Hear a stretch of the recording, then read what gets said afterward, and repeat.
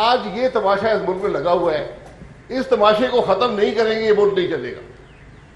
گرفتاریاں کرنی گرفتار کر لیں، آپ نے پولیٹیکل انجینئرنگ کرنی ہے ضرور کریں، لیکن ملک کو چلنے دیں۔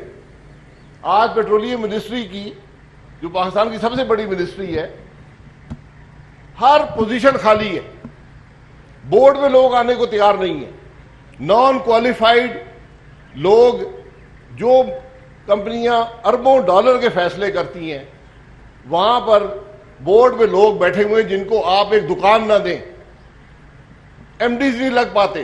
کسی بھی پیٹرولیم سیکٹر کی کمپنی کا آج ایم ڈی نہیں ہے۔ پھر کہتے ہیں جی گیس کی شارٹیج ہو گئی، پھر کہتے ہیں جی آج بجلی بند ہو گئی۔ بھئی کام کون کرے گا جب آپ حرکتیں یہ کریں گے؟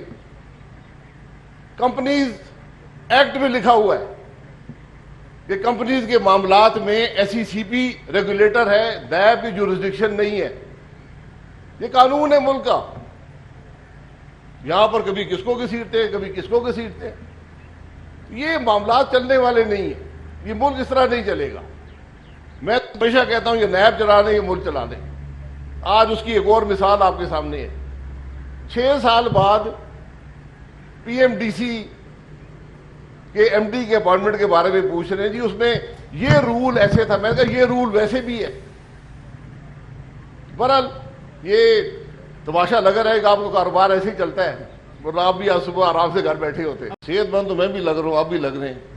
ٹی وی پہ ڈاکٹر اندازہ لگا لیتے ہیں کہ صحت کیا ہے۔ میڈیکل رپورٹ پڑھی ہے نواز شریف صاحب کی کسی نے؟ کیا ملک میں آج کوئی کرائسس نہیں ہے؟